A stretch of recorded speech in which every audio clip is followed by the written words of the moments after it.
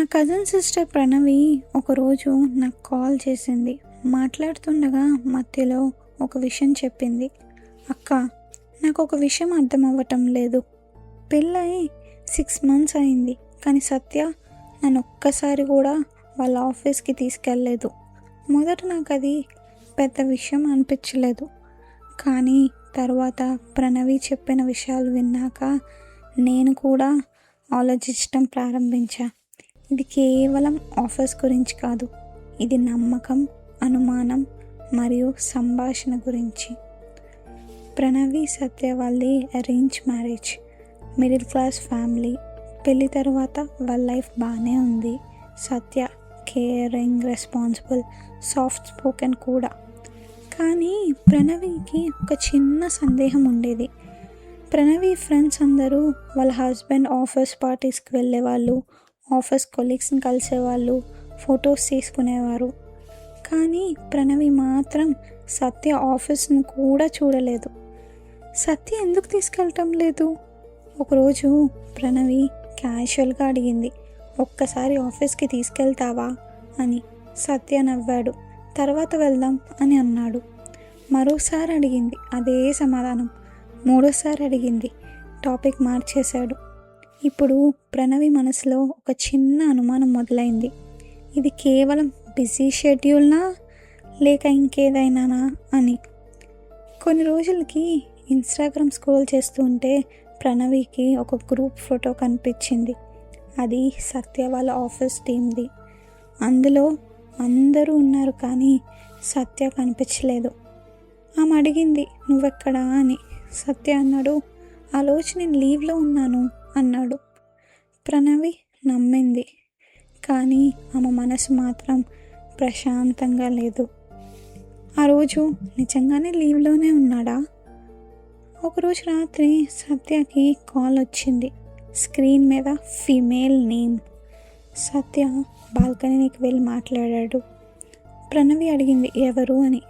Office colleague అని అన్నాడు. ఆ రాత్రి మొదటిసారి ప్రణవి ఏడ్చింది. ఆమెకు తన ప్రీవియస్ పెళ్లి చూపుల ఎక్స్పీరియన్సెస్ గుర్తొచ్చాయి. కొంతమంది అబ్బాయిలు బయట ఒకలా, లోపల మరొకరా ఉండేవారు. సత్య కూడా అలాంటి వాడేనా? రోజులు గడిచాయి. ప్రణవి మారిపోయింది. సైలెంట్గా ఉండటం, డిస్టెంట్గా ఉండటం, అట్లా. సత్యకి ఏం అర్థం కాలేదు. ఒకరోజు అతను అడిగాడు, ఏమైంది అని. ఈసారి ప్రణవి చెప్పింది, నువ్వు నన్ను ఆఫీస్కి ఎందుకు తీసుకెళ్ళావు? ఎందుకు ఎప్పుడు తప్పించుకుంటావు? ఎవరికి నన్ను పరిచయం చేయవు? మొదటిసారి సత్య కూడా కోప్పడ్డాడు. ప్రతి విషయం అనుమానంగా చూడకు ప్రణవి అని అన్నాడు. ఇద్దరి మధ్య పెద్ద గొడవ జరిగింది. 2 రోజులు సరిగ్గా మాట్లాడుకోలేదు. ఇప్పుడు నిజం బయటపడుతుందా? 3వ రోజు ప్రణవికి ఒక మెసేజ్ వచ్చింది. మెసేజ్ పంపింది అదే ఫీమేల్ కొలీగ్.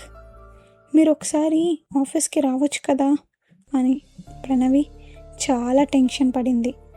ఆమె అనుకుంది, ఇప్పుడు నిజం తెలుస్తుంది అని. ఆమె ఆఫీస్కి ఎందుకు పిలిచింది? ప్రణవి ఆఫీస్కి వెళ్ళింది. రిసెప్షన్లో సెక్యూరిటీ గార్డ్ అన్నాడు, మీరు సత్య సార్ వైఫ్ కదా అని. తరువాత మరో మాట అన్నాడు, సార్ మీ గురించి చాలా రెస్పెక్ట్గా మాట్లాడతారు అని. ప్రణవికి ఏం అర్థం కాల. ఆ కొలీగ్ తనని కాన్ఫరెన్స్ దగ్గర రూమ్కి తీసుకెళ్ళింది. ఆ రూమ్లో ఏముంది? డోర్ తెరిచింది.